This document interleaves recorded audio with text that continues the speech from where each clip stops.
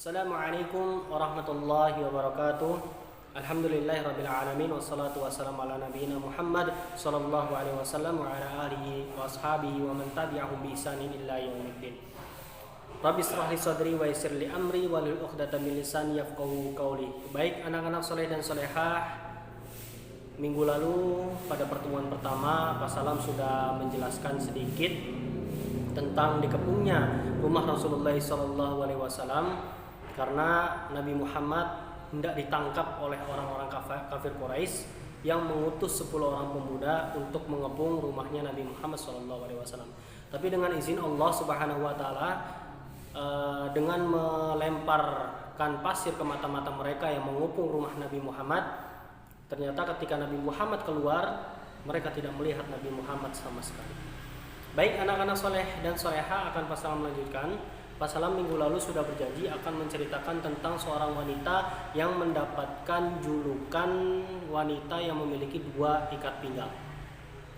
Wanita yang memiliki 2 ikat pinggang adalah anaknya Abu Bakar As-Siddiq, putrinya Abu Bakar As-Siddiq yang bernama Asma binti Abu Bakar, di mana Asma binti Abu Bakar membantu untuk menyiapkan bekalnya Nabi Muhammad dan Abu Bakar As-Siddiq ketika hendak berangkat menuju ke Madinah. Ternyata bekal itu tidak bisa diikat karena tidak ada pengikatnya, tidak ada tali. Akhirnya Asma ini langsung mengambil ikat pinggangnya dan dibelah menjadi 2, ya. Dirobek menjadi 2 sehingga Asma binti Abu Bakar ini mendapatkan julukan, ya, Asma binti Abu Bakar ini mendapatkan julukan seorang wanita yang memiliki 2 ikat pinggang. Setelah keluarnya Nabi Muhammad SAW dan Abu Bakar dari rumahnya Abu Bakar menuju ke Gua Thur, tibalah Rasulullah bersama Abu Bakar ini di Gua Thur. Abu Bakar As-Siddiq masuk terlebih dahulu ke Gua Thur, menyusuri gua tersebut, melihat apakah ada sesuatu hal yang membahayakan atau tidak. Kalau memang ada sesuatu hal yang membahayakan, itu akan mengenainya terlebih dahulu sebelum terkena Nabi Muhammad SAW. Itulah cintanya Abu Bakar kepada Nabi Muhammad SAW. Ternyata di dalam gua ada beberapa lubang. Akhirnya dengan inisiatif Abu Bakar langsung merobek sarungnya, ya, dibuntel-buntel, akhirnya ditutup, ya, disumbat lubang itu, hanya tersisa 2 lubang saja. Dan 2 lubang itu disumbat dengan kakinya Abu Bakar As-Siddiq. Akhirnya Abu Bakar mempersilahkan Rasulullah, mempersilahkan Nabi Muhammad untuk masuk ke dalam gua tersebut dan langsung berbaring di pangkuannya Abu Bakar As-Siddiq. Sehingga pada suatu saat ternyata di salah satu lubang itu, ya, ada hewan yang menyengat kakinya Abu Bakar As-Siddiq. Ya, tapi Abu Bakar As-Siddiq tidak mau menggerakkan kakinya. Kenapa? Karena takut akan mengganggu Nabi Muhammad SAW. Akhirnya dia menahan rasa sakitnya sehingga air matanya pun menetes mengenai Rasulullah SAW. Seketika itu Rasulullah langsung bangun dan bertanya kepada Abu Bakar, "Kenapa engkau menangis wahai Abu Bakar As-Siddiq?" Kemudian Abu Bakar menjawab, "Maaf ya Rasulullah, bukannya saya mau mengganggu Anda wahai Rasulullah SAW. Kaki saya tersengat oleh binatang."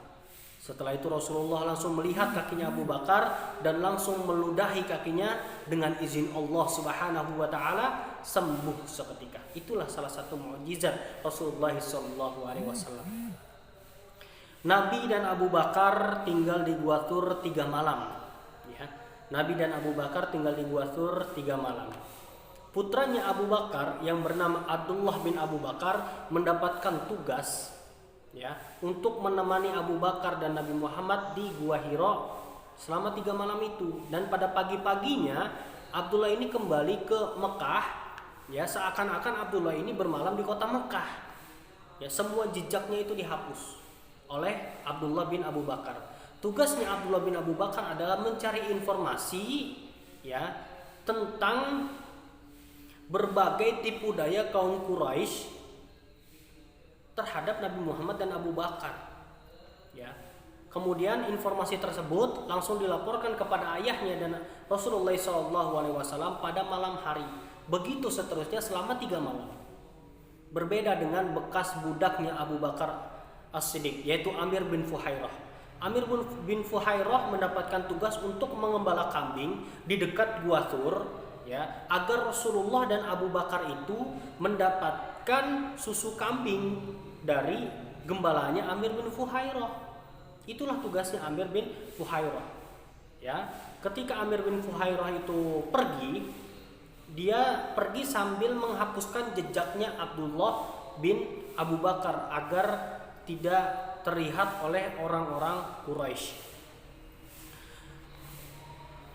Baik anak-anak soleh dan solehah, ya, seperti apa yang Pak Salam sebutkan di awal sama minggu lalu, sebelum malam Rasulullah pergi ke rumahnya Abu Bakar, ternyata ada 10 orang pemuda yang mengepung rumah beliau hingga pagi. Jadi ketika subuh Rasulullah berangkat, ya, ketika subuh orang-orang itu langsung mendobrak rumah Rasulullah SAW. Ternyata apa yang mereka lihat dan apa yang mereka sangka, ternyata Nabi Muhammad sedang tidur. Ya, ketika rumah itu didobrak, ponakannya Rasulullah SAW yaitu Ali bin Abi Thalib langsung bangkit dari ranjangnya Rasulullah SAW. Ya, langsung dengan gagah bangkit. Ditanya oleh 10 orang pemuda, "Mana Muhammad?" "Aku tidak tahu." Ya, "Di mana Muhammad?" "Aku tidak tahu. Jangan kau tanya kepada saya tidak tahu apa-apa." Akhirnya Ali bin Abi Thalib dipukul, diseret ke Ka'bah. Ya, di sana ditanya, dipukul, disiksa dan lain sebagainya. Tapi tetap Ali bin Abi Thalib tidak menjawab, hanya menjawab, "Saya tidak tahu, saya tidak tahu." Begitu seterusnya. Dan akhirnya orang-orang Quraisy langsung mendatangi rumah Abu Bakar. Mereka tahu bahwasanya Nabi Muhammad pergi dari kota Mekah menuju Madinah itu bersama dengan Abu Bakar As-Siddiq. Langsung mendatangi rumah Abu Bakar As-Siddiq dan menginterogasi putrinya yaitu Asma. Ditanya, "Mana ayahmu? Kemana ayahmu pergi?" Kata Asma, "Saya tidak tahu. Ayah saya pergi sudah pagi-pagi, dari pagi-pagi saya tidak tahu." Akhirnya Asma yang ditampar oleh Abu Jahal. Ya, insyaallah. Nauzubillah min dzalik. Ya. Karena Abu Jahal itu marah, langsung menampar Asma binti Abu Bakar sehingga Asma ini langsung terjatuh. Akhirnya mereka melakukan pencarian, penyisiran di mana-mana di daerah Mekah, kemudian di mana-mana pokoknya ya. Kemudian dalam upaya pencarian itu orang-orang Quraisy sempat sampai di mulut Gua Thur. Ya. Melihat ada Gua Thur, sampai Abu Bakar As-Siddiq itu melihat, ya, kaki-kaki mereka yang sedang mencari Abu Bakar dan Nabi Muhammad SAW. Ya, ternyata ada salah seorang orang yang mencari itu melihat mungkin di dalam gua itu ada Muhammad dan Abu Bakar. Salah satu orang yang lain itu berkata, "Tidak mungkin." "Bagaimana tidak mungkin? Mari kita cek. Cobalah kamu lihat di mulut gua itu." Ya, di mulut gua itu ada sarang laba-laba dan merpati. Dia tidak rusak sama sekali. Kalau ada orang yang masuk ke dalam gua itu, otomatis sarang laba-laba itu dan merpati itu akan rusak. Akhirnya mereka percaya dan akhirnya mereka pergi. Ya, tapi ketika Abu Bakar melihat kaki-kaki orang-orang yang mencarinya itu, Abu Bakar khawatir. Ya, khawatir apabila ketahuan dan langsung menangkap mereka berdua. Kemudian Rasulullah SAW menenangkan hati Abu Bakar dengan membacakan ayat, ya, membacakan ayat surat At-Taubah ayat 40, "Illa tansuruhu faqad nasarahu Allah id akhrajahu alladziina kafaru thaniyasnaini id huma fil ghar id yaqulu li sahibi la tahzan." Ya, jika kamu tidak menolongnya Muhammad, sesungguhnya Allah telah menolongnya, yaitu ketika orang-orang kafir mengusirnya dari Mekah sedang dia salah seorang dari 2 orang ketika keduanya berada dalam gua. Ketika itu dia berkata kepada sahabatnya, "Jangan engkau bersedih. Ya, sesungguhnya Allah bersama kita." Setelah dibacakan ayat itu, Abu Bakar langsung tenang. Alhamdulillah. Baik anak soleh dan solehah, Rasulullah melanjutkan perjalanan menuju ke kota Madinah. Ya, pada malam Senin bulan Rabiul Awal tahun ke-1 Hijriah datanglah Abdullah bin Uraikid Al-Laythi. Ya, jadi Abdullah bin Uraikid Al-Laythi ini adalah sang penunjuk jalan Rasulullah dan Abu Bakar. Ya, untuk menunjuki jalan ke Madinah. Jadi Nabi Muhammad bersama dengan Abu Bakar itu tidak melewati jalan yang biasa orang-orang lalui ketika berangkat dari Mekah ke Madinah. Ya, jadi Nabi Muhammad SAW ini menuju ke selatan ke arah negeri Yaman dan menempuh jarak yang sangat jauh. Ya, dari Mekah menuju ke Yaman menuju selatan, kemudian menuju ke barat arah pesisir Laut Merah, selanjutnya menuju ke utara. Mereka menempuh jalur yang tidak biasa dilalui oleh orang-orang. Kalau melalui jalur yang biasa dilalui oleh orang-orang, otomatis dengan mudahnya orang-orang Quraisy itu akan menangkap Muhammad dan Abu Bakar As-Siddiq. Kemudian pada besok siangnya, setelah mencapai setengah perjalanan, Nabi Muhammad SAW beristirahat di bawah naungan batu besar. Sedangkan Abu Bakar dengan sigap memeriksa daerah sekeliling apakah ada orang yang mengejarnya atau tidak. Ya. Kemudian Abu Bakar bertemu dengan seorang pengembala yang memberinya susu kambing. Setelah Rasulullah terbangun, Abu Bakar langsung memberikan kepada Rasulullah untuk meminumnya sampai kenyang, dan setelah itu baru Abu Bakar meminumnya. Kemudian Abu Bakar dan Nabi Muhammad SAW dan sang penunjuk jalan itu berangkat kembali. Pada waktu petang di hari kedua perjalanan, mereka melewati kemah milik Ummu Ma'bad. Ya, mereka melewati kemah milik Ummu Ma'bad yang terletak di Mushallal di pinggiran daerah Kudaid, kurang lebih 130 km dari Mekah. Ya.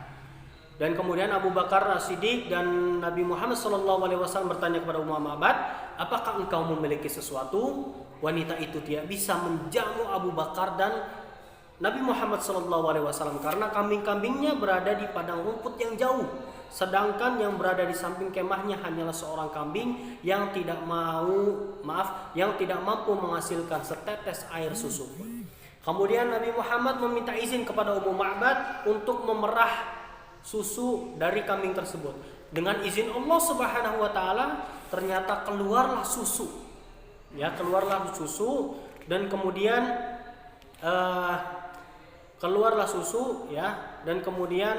dikeluarkan susunya, ditaruh di bejana yang besar sampai penuh. Kemudian Abu Bakar dan Nabi Muhammad beserta dengan penunjuk jalan itu langsung meminumnya. Setelah meminum, Rasulullah memerah kembali sampai bejana besar itu terpenuhi kembali. Setelah Abu Bakar dan Nabi Muhammad serta sang penunjuk jalan ini pergi, suami Ummu Ma'bad datang. Ya, kemudian Ummu Ma'bad menceritakannya kepada suaminya. Wahai suamiku, ya, ternyata datang 3 orang dan salah seorang dari mereka itu memerah susu kambing di samping kemah kita yang sudah kurus kering dan lain sebagainya. Ya, jadi diceritakan semuanya sifat-sifatnya Rasulullah, kemudian dari ujung rambut sampai ujung kukunya Rasulullah diceritakan semuanya. Kemudian apa kata suaminya Ummu Ma'bad? Suaminya Ummu Ma'bad menyatakan, laki-laki itu demi Allah adalah orang Quraisy. Sungguh aku sangat ingin menyertainya. Aku akan melakukan itu jika dapat menjumpainya. Anak-anak soleh dan solehah, ketika Nabi Muhammad SAW dan Abu Bakar melewati daerah Kudaid, ya, ketika Nabi Muhammad dan Abu Bakar melewati daerah Kudaid, Suraqah bin Malik bin Ju'shum al-Mudhiji, ya, berusaha mengikuti mereka. Ternyata Suraqah, ya, kalau anak-anak soleh belum tahu ceritanya nanti akan Pak Sam ceritakan, ya. Suraqah bertemu dengan Rasulullah SAW, ya, dikejar dari Mekah sampai ke daerah Kudaid, dapat Suraqah itu. Tapi dengan izin Allah Subhanahu wa taala akan Pak Salam melanjutkan kisahnya minggu depan insyaallah. Kisahnya Suraqah, ya, sampai Suraqah itu tersungkur berkali-kali dan lain sebagainya, ya.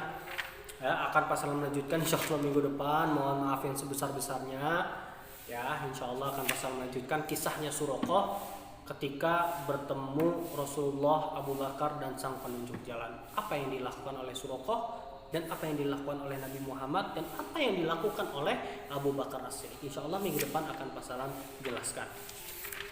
Untuk selanjutnya, anak-anak soleh dan soleha silakan yang belum mengambil buku, di sekolah sudah ada buku tarikhnya, ya buku tarikhnya sudah ada. Silakan anak-anak soleh ke sekolah untuk mengambil bukunya.